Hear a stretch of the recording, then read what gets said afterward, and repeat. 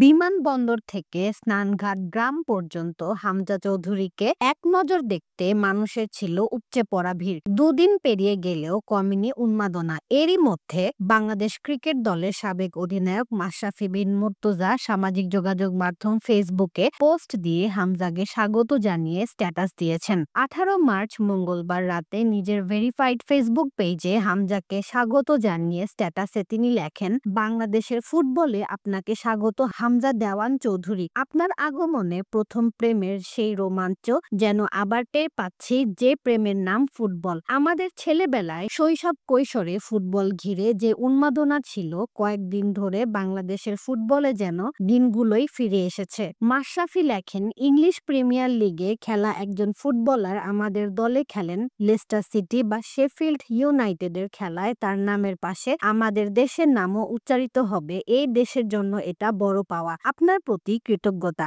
যে শেকড়ের কারণে এটা সম্ভব হয়েছে, সেই পরিবারের প্রতি কৃতজ্ঞতা। আপনি এসেই জাদুকরি কিছু করে রাতারাতি দেশের ফুটবল বদলে দেবেন এমন আকাশ ছোঁয়া প্রত্যাশা আমার নেই। মাঠে একজন ডিফেন্সিভ মিডফিল্ডারের ভূমিকাও আমার জানা আছে। স্রেফ আশা করব আপনার ছোঁয়ায় দেশের ফুটবলে নতুন প্রাণের জোয়ার আসবে, লোকের আগ্রহ বাড়বে, শিশু কিশোররা ফুটবলার হওয়ার স্বপ্ন দেখবে। আর্জেন্টিনা, ব্রাজিল দল বা ইউরোপিয়ান ক্লাব ফুটবলের মতোই নতুন প্রজন্ম বাংলাদেশের ফুটবলকে আপন করে নেবে। আশা করব আপনাকে ঘিরে দেশের ফুটবলের সংস্কৃতিতে পরিবর্তন আসবে। আপনার পায়ে পায়ে দেশের সামগ্রিক ফুটবল এগিয়ে যাবে। স্ট্যাটাসের শেষে মাশরাফি আরও লেখেন, জামাল ভুঁইয়া, তারেক কাজী সহ প্রবাসী যারা এসে দেশের ফুটবলকে সমৃদ্ধ করেছেন, আরও যারা আসবেন, সবার প্রতি আমার কৃতজ্ঞতা। ফুটবল আমাদের প্রাণের খেলা। ফুটবলে এই নতুন দিনের গান আমাদের মনেও নতুন স্বপ্নের দোলা দিচ্ছে। ভারতের বিপক্ষে ম্যাচ ও সামনের দিনগুলোর জন্য শুভকামনা হামজা।